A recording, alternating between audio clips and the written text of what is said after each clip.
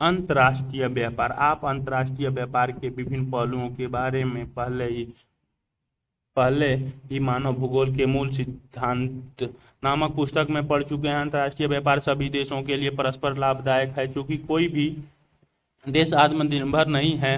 हाल ही के वर्षों में भारत के अंतर्राष्ट्रीय व्यापार ने मात्र संगठन के साथ साथ व्यापार की दिशा के संबंध में आमूल परिवर्तनों का अनुभव किया है। यद्यपि विश्व व्यापार में भारत की भागीदारी कुल मात्रा का केवल 1% है, तथापि विश्व की अर्थव्यवस्था में इसकी एक महत्वपूर्ण भूमिका है। आइए भारत के अंतर्राष्ट्रीय व्यापार के बदलते प्रारूप पैटर्न की पड़ताल करें। वर्ष 1950 से 51 में भारत का वैश्विक व्यापार का मूल्य 1,214 करोड़ रुपए था, जो कि वर्ष 2016 से 17 में बढ़कर 44,29,762 करोड़ रुपए हो गया। क्या आप 1950 से 51 के मुकाबले 2016 से 17 की प्रतिशत वृद्धि का परिकलन कर सकते हैं? विदेशी व्यापार में इस तीव्र वृद्धि के अनेक कारण हैं, जैसा कि विनिर्माण के क्षेत्र में संवेगी गतिशील उठाना, सरकार की उदार नीतियां तथा बाजार की विविध रूपता आदि। समय के साथ भारत के विदेशी व्यापार की प्रकृति में बदलाव आया है। तालिका 11.1। यद्यपि यहाँ पर आयात एवं निर्यात दोनों की ही मात्रा में वृद्धि हुई है, परंतु निर्यात की तुलना में आयात का मूल्य अधिक है। भारत के निर्यात संगठन के बदलते प्रारूप। वर्ष 2012 से 13 और वर्ष 2016 से 17 के दौरान भारत के विदेशी व्यापार के निर्यात और आयात के बीच का अंतर फैलाव मूल्य 10 करोड़ रुपए में, जो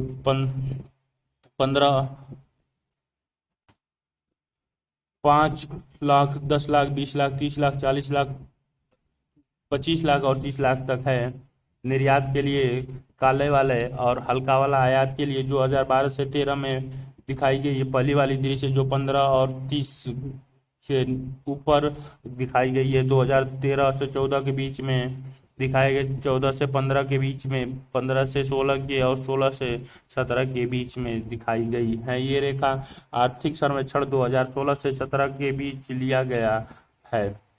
भारत का विदेशी व्यापार वर्ष 2004 से 5 में 3,75,000, निर्यात के लिए 5,01,065, आयात के लिए कुल 8,76,405, कुल व्यापार संतुलन 1,25,725 रुपए करोड़ में हुआ था। भारत में विदेशी व्यापार का ये 9 से 10 में 8,45,534, 13,63,776, 22,09,270, 5,18,202, 2013 से 14 में 19,05,011, 27,15,443 और 46,20,445, 8,10,423, 2016 से 17 में 18,52,340, 25,77,422,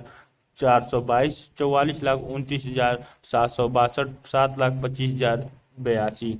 स्रोत HTTP commerce NICN publication annual report 2010 से 11 और आर्थिक सर्वेक्षण 2016 से 17। क्रियाकलाप एक दंड आरेख बनाकर सारणी में दी गई सभी मदों के निर्यात की प्रवृत्ति को दर्शाइए। इसके लिए भिन्न भिन्न रंग के पेन या पेंसिलों का इस्तेमाल करें। तालिका 11.2।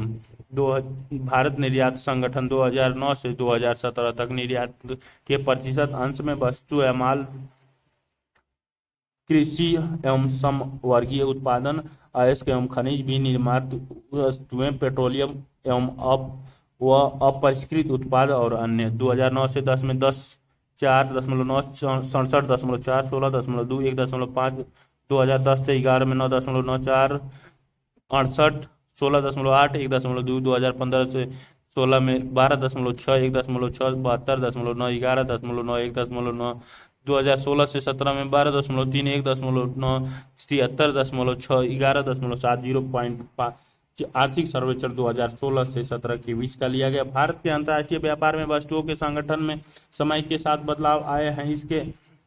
इसमें कृषि तथा समवर्गीय उत्पादों का हिस्सा घटा है, जबकि पेट्रोलियम तथा अपरिष्कृत उत्पाद एवं अन्य वस्तुओं में वृद्धि हुई है। ऐसे खनिजों तथा निर्मित सामानों का हिस्सा वर्ष 2010 से 11 तथा 2015 से 16 में और 2016 से 17 तक व्यापक तौर पर लगातार स्थिर रहा है। परंपरागत वस्तुओं के व्यापार में गिरावट का कारण मुख्यतः कड़ी अंतर्राष्ट्रीय प्रतिस्पर्धा है। कृषि उत्पादों के अंतर्गत कॉफी, काजू, दालें आदि जैसे परंपरागत वस्तुओं के निर्यात में गिरावट आई है। हालांकि पुष्पकृत उत्पादों, ताजे फलों, समुद्री उत्पाद तथा चीनी आदि के निर्यात में वृद्धि दर्ज की गई है। 2016 से 17 के दौरान विनिर्माण क्षेत्रों में भारत के कुल निर्यात मूल्यों के अकेले 73.6% की भागीदारी अंकित की है। चीन तथा अन्य पूर्व एशिया के देश हमारे प्रमुख प्रतिस्पर्धा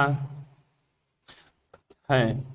भारत के विदेशी व्यापार में मणि रत्नों तथा आभूषणों की एक व्यापक हिस्सेदारी है। क्रियाकलाप तालिका 11.3 के अध्ययन करते हुए एक ऐसी प्रमुख वस्तुएं चुनें जिन्हें वर्ष 2016 से 17 में निर्यात किया गया हो। दंड आरेख बनाकर उन वस्तुओं के बीच विविधता को समझने हेतु तुलना करें। भारत के आयात संगठन के बदलते प्रारूप। भारत ने 1950 और 1960 के दशक में खाद्यान्नों की गंभीर कमी का अनुभव किया है। उस समय आयात की प्रमुख वस्तुएं खाद्यान्न, पूंजीगत माल, मशीनरी एवं उपस्कर आदि थे। उस समय भुगतान संतुलन बिल्कुल विपरीत था। चूंकि आयात प्रतिस्थापन के सभी प्रयासों के बावजूद आयात निर्यातों से अधिक थे। 1970 के दशक के बाद हरित क्रांति में सफलता मिलने पर खाद्यान्नों का आयात रोक दिया गया, लेकिन 1973 तालिका 11.3 कुछ प्रमुख उपयोगी वस्तुओं का निर्यात रुपए करोड़ में।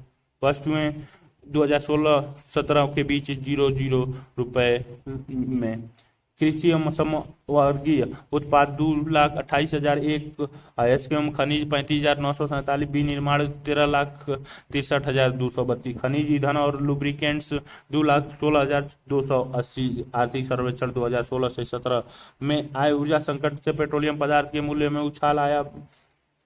फलतः आयात बजट भी बढ़ गया। खाद्यान्नों के आयात की जगह उर्वरकों एवं पेट्रोलियम ने ले ली।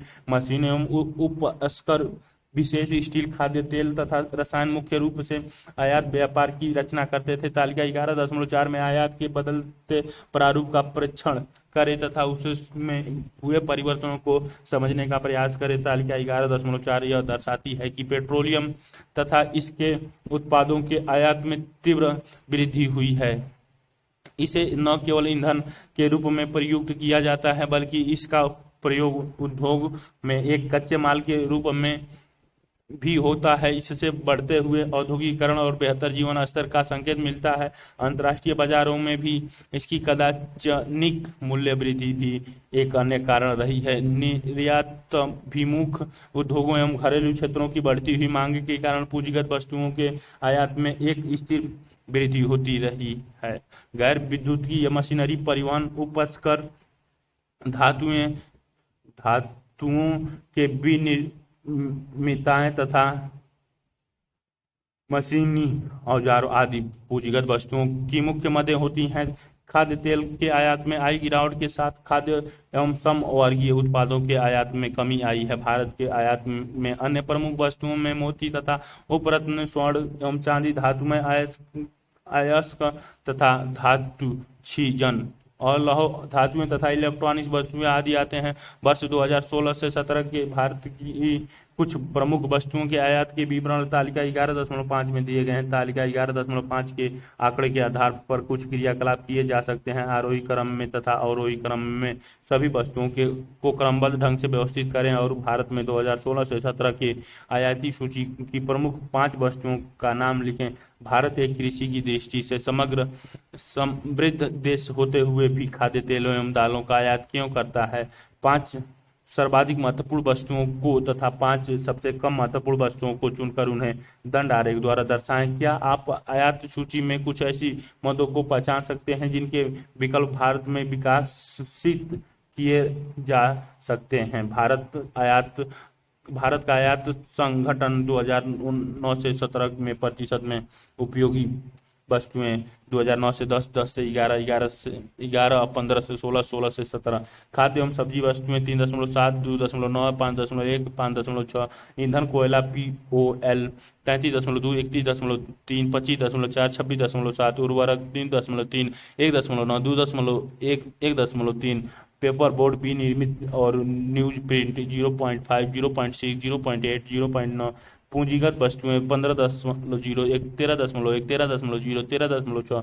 अन्य वस्तुएं 42.6, 47.7, 38.1, 37.0। स्रोत आर्थिक सर्वेक्षण 2016 से 17।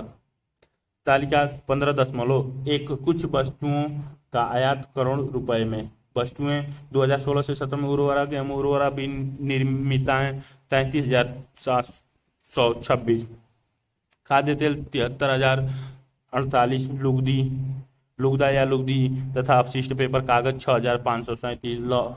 और लौह धातु 2,62,961। लोहा तथा इस्पात 55,287। पेट्रोलियम एवं उत्पाद 5,82,762। मोती बहुमूल्य एवं अल्प मूल्य रत्न 1,59,464। चिकित्सकीय एवं फार्मा उत्पाद 33,504। रासायनिक उत्पाद 1,47,350। आर्थिक सर्वेक्षण 2016। व्यापार की दिशा। भारत के व्यापारिक संबंध विश्व के अधिकांश देशों एवं प्रमुख व्यापारिक गुटों के साथ है। वर्ष 2016 से 17 के दौरान क्षेत्रानुसार उप क्षेत्रानुसार व्यापार तालिका 11.6 में दिया गया है। भारत के आयात की दिशा। भारत के आयात व्यापार की दिशा करोड़ रुपए में आयात। प्रदेश यूरोप 2016-17 में 4,03,972। अफ्रीका से 19,333। उत्तरी अमेरिका से 1,95,332। लैटिन अमेरिका से 1,15,762। एशिया एवं आसियान से 15,44,520। आर्थिक सर्वेक्षण 2016 से 17। भारत का उद्देश्य आगामी 5 वर्षों के दौरान अंतर्राष्ट्रीय व्यापार में अपनी हिस्सेदारी को दोगुना करने का है। इसने इस दिशा में पहले ही आयात उदारीकरण, आयातों करों में कमी, डी लाइसेंसिंग, अनुज्ञाकरण तथा प्रक्रिया से उत्पाद के 100 पेटेंट में बदलाव आदि अनुकूल उपाय अपनाने शुरू कर दिए हैं। क्रियाकलाप। प्रमुख व्यापारिक साझेदारी को प्रदर्शित करने के लिए एक बहुदंड आरेख बनाइए। भारत का अधिकतर विदेशी व्यापार समुद्री MOI मार्गों द्वारा संचालित होता है। हालांकि विदेशी व्यापार का छोटा सा भाग सड़क मार्ग द्वारा नेपाल, भूटान, बांग्लादेश एवं पाकिस्तान जैसे पड़ोसी राज्य सड़कों द्वारा किया जाता है। समुद्री पतन। अंतर्राष्ट्रीय व्यापार के प्रवेश द्वार के रूप में भारत 3 ओर से समुद्र से घिरा हुआ है और प्रकृति ने हमें एक लंबी तट रेखा प्रदान की है। जल सस्ते परिवहन के लिए एक सपाट तल प्रदान करता है। समुद्री यात्राओं की भारत में चित्र में प्रदर्शित ये बालू खनन पतन पर माल को उतारने का दृश्य दिखाया गया है। एक लंबी परंपरा रही है, यहाँ तक कि कई स्थानों के साथ उपनाम पतन जुड़ हुआ है। भारत में समुद्री पतनों का एक सुरोचक तथ्य यह है कि इसके पूर्वी तट की अपेक्षा पश्चिमी तट पर अधिक पतन है। भारत मुख्य पतन और समुद्री मार्ग। मुंबई, कंडला, कोलकाता, हल्दिया। मुंबई से कराची 500 मील समुद्री मील। अंदर से मुंबई 1600 समुद्री मील। माहे से मुंबई 1750 समुद्री मील। केप टाउन से मुंबई 4800 समुद्री मील। मर्मगांव, मंगलुरु, मुंबई से कोलंबो 890 समुद्र मील। कोलंबो श्रीलंका वाला। कोची, तूतीकोरिन, चेन्नई से पेनांग 1300 समुद्र मील। चेन्नई से पोर्ट ब्लेयर 700 समुद्र मील। चेन्नई से यांगून 700 समुद्री मील। चेन्नई से कोलकाता 780 समुद्री मील। कोलंबो से कोलकाता 1200 समुद्री मील। विशाखापट्टनम, पारदीप, हल्दिया, कोलकाता दिखाए गए। भारत के प्रमुख पतन और समुद्री मार्ग का ये भारत मैप में दिखाए गए। क्या आप इन दोनों तटों पर पतनों की अवस्थिति की भिन्नता के कारणों का पता लगा सकते हैं। यद्यपि भारत में पतनों का उपयोग प्राचीन काल से हो रहा है, तथापि अंतर्राष्ट्रीय व्यापार के प्रवेश द्वार के रूप में पतनों का उभरना, यूरोपीय व्यापारियों का आगमन तथा अंग्रेजी द्वारा भारत के उपनिवेशीकरण के बाद महत्वपूर्ण बनना, इसी कारण देश में पतनों के आकार और गुणवत्ता में विविधता आई। यहाँ पर कुछ पतन ऐसे हैं जिनके पास विस्तृत प्रभाव क्षेत्र है, जबकि कुछ के पास सीमित प्रभाव क्षेत्र है। वर्तमान भारत में 12 प्रमुख और 200 छोटे या मझौले पतन हैं। प्रमुख पतनों के संदर्भ में केंद्र सरकार नीतियां बनाती है तथा नियामक क्रियाओं को निभाती है। छोटे पतनों के लिए राज्य सरकारें नीतियां बनाती है और नियामक क्रियाएं निभाती हैं। प्रमुख पतन कुल यातायात के बड़े हिस्से का निपटान करती हैं। अंग्रेजों ने इन पतनों का उपयोग इनके पृष्ठ प्रदेशों के संसाधनों के अवशोषण केंद्र के रूप में किया था। आंतरिक प्रदेशों में रेलवे के विस्तार ने स्थानीय बाजारों को तटीय बाजार और क्षेत्रीय बाजारों को राष्ट्रीय बाजार तथा राष्ट्रीय बाजारों को अंतर्राष्ट्रीय बाजार से जोड़ने की सुगमता प्रदान की। यह प्रवृत्ति 1947 तक बनी रही। यह अपेक्षा की गई थी कि देश की स्वतंत्रता इस प्रक्रम को उलट देगी, परंतु देश के विभाजन से भारत के दो अति महत्वपूर्ण पतन अलग हो गए। कराची पतन पाकिस्तान में चला गया और चिटगांव पतन तत्कालिक पूर्वी पाकिस्तान और अब बांग्लादेश में चला गया। इस क्षतिपूर्ति के लिए अनेक नए पतनों को विकसित किया गया, जैसे कि पश्चिम में कंडला और पूर्व में हुगली नदी पर कोलकाता के पास डायमंड हार्बर का विकास हुआ। इस बड़ी हानि के बावजूद देश की स्वतंत्रता प्राप्ति के बाद से भारतीय पतन निरंतर वृद्धि कर रहे हैं। आज भारतीय पतन विशाल मात्रा में घरेलू के साथ साथ विदेशी व्यापार का निपटान कर रहे हैं। अधिकांशतः पतन आधुनिक अवसंरचना से लैस है। पहले पतनों के विकास एवं आधुनिकीकरण की जिम्मेदारी सरकार और अभिकरणों पर थी, लेकिन काम के बढ़ने और इन पतनों को अंतर्राष्ट्रीय स्तर के पतनों को समकक्ष बनाने की आवश्यकता ने भारत की पतनों के आधुनिकीकरण के लिए निजी उद्यमियों को आमंत्रित किया। आज भारतीय पतनों की नौभार निपटान की क्षमता 1951 में 20 मिलियन टन से 2016 में 837 मिलियन टन से अधिक यानी बढ़ गई थी। इस अपने पृष्ठ प्रदेशों के साथ कुछ भारतीय पतन अग्रलिखित हैं। कच्छ की खाड़ी के मुहाने पर स्थित कंडला पतन को देश के पश्चिमी एवं उत्तरी पश्चिम भाग की जरूरतों को पूरा करने और मुंबई पतन पर दबाव को घटाने के लिए एक प्रमुख पतन के रूप में विकसित किया गया। इस पतन को विशेष रूप से भारी मात्रा में पेट्रोलियम उत्पादों एवं उर्वरकों की ग्रहण करने के लिए बनाया गया है। वाडिनार में एक अपतटीय टर्मिनल विकसित किया गया है ताकि कंडला पतन के दबाव को घटाया जा सके। पृष्ठ प्रदेश हिंटरलैंड की सीमाओं का चिन्हांकन मुश्किल होता है क्योंकि यह क्षेत्र पर सुस्थिर नहीं होता।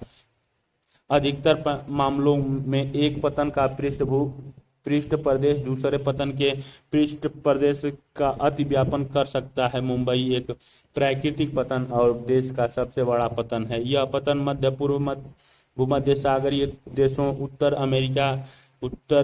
अमेरिका और उत्तरी अफ्रीका तथा यूरोप के देशों के सामान्य मार्गों के निकट स्थित है, जहां से देश के विदेशी व्यापार का अधिकांश भाग संचालित किया जाता है। यह पतन 20 किमी लंबा तथा 6 से 10 किमी चौड़ा है, जिसमें 54 गोदियां और देश के विशालतम टर्मिनल हैं। मध्य प्रदेश, महाराष्ट्र, गुजरात, उत्तर प्रदेश और राजस्थान के भाग मुंबई पतन की पृष्ठभूमियों की रचना करते हैं। जवाहरलाल नेहरू पतन को कान्हा सेवा में मुंबई पतन के दबाव को कम करने के लिए एक अनुषंगिक पतन के रूप में विकसित किया गया था। क्या यह भारत का विशालतम कंटेनर पतन है। जुआरी नंदमुख के मुहाने पर अवस्थित मर्मगांव पतन गोवा का एक प्राकृतिक बंदरगाह है। जापान को लौह अयस्क के निर्यात का निपटान करने के लिए 1961 में हुई पुनर्प्रतिरूपण के बाद इसका महत्व बढ़ गया। कोंकण रेलवे ने इस पतन के पृष्ठ प्रदेश में महत्वपूर्ण विस्तार किया है। कर्नाटक, गोवा तथा दक्षिण महाराष्ट्र इसकी पृष्ठभूमि की रचना करते हैं। न्यू मंगलोर पतन कर्नाटक में स्थित है और लौह अयस्क और लौह सांद्र के निर्यात की जरूरतों को पूरा करता है। यह पतन भी उर्वरकों, पेट्रोलियम उत्पादों, खाद्य तेलों, कॉफी, चाय, लुगदी, सूत, ग्रेनाइट, पत्थर, शीरा आदि का निपटान करता है। भू पृष्ठ कर्नाटक इस पतन का प्रमुख पृष्ठ प्रदेश है। भारत वायु मार्ग काबुल से जुड़ा हुआ श्रीनगर, लेह, जम्मू कश्मीर, लाहौर, अमृतसर, कुल्लू, चंडीगढ़, दिल्ली, लखनऊ, काठमांडू, गोरखपुर, कानपुर, आगरा, जयपुर, जोधपुर, उदयपुर, अहमदाबाद, भुज, जामनगर, राजकोट, पोरबंदर को शोध, बहरीन, लंदन को यूएसए, यूरोप खाड़ी को मुंबई, पुणे, अदन को नैरोबी को सेशेल्स को मुंबई से पणजी, पुणे से बेलगांव, मैंगलोर, दुबई को कालीकट, कोयम्बटूर, कोच्चि, तिरुवनंतपुरम, मदुराई, श्रीलंका, मदुराई से तिरुचिरापल्ली, कोयम्बटूर, पंडुचेरी, बंगलुरु, चेन्नई, तिरुपति, हैदराबाद, राजमंड्री, विशाखापट्टनम, औरंगाबाद, नागपुर, रायपुर, भुवनेश्वर, इंदौर, भोपाल, जबलपुर, खजुराहो, ग्वालियर, इलाहाबाद, बनारस, पटना, रांची, कोलकाता, ढाका, अगरतला, आइजोल, सिलचर, इम्फाल, शिलोंग, गुवाहाटी, तेजपुर, दीमापुर, जोरहाट, लीलाबारी, जाइरो, दुपोराजो, ओलोंग, डिब्रूगढ़ और बागडोमर, काठमांडू, रंगून, बैंकॉक, टोक्यो के लिए कोलकाता से फ्लाइट मिलती धड़ाक से पकड़िए।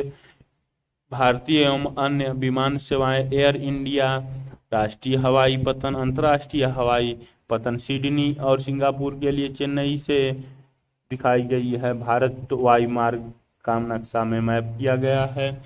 बे व नद कायाल, जिसे अरब सागर की रानी, क्वीन ऑफ अरेबियन सी के लोकप्रिय नाम से जाना जाता है, के मुहाने पर स्थित कोच्चि पतन भी एक प्राकृतिक पतन है। इसी पतन को सुएज कोलंबो मार्ग के पास स्थित होने का लाभ प्राप्त है। यह केरल, दक्षिण कर्नाटक तथा दक्षिण पश्चिमी तमिलनाडु की आवश्यकताओं को पूरा करता है।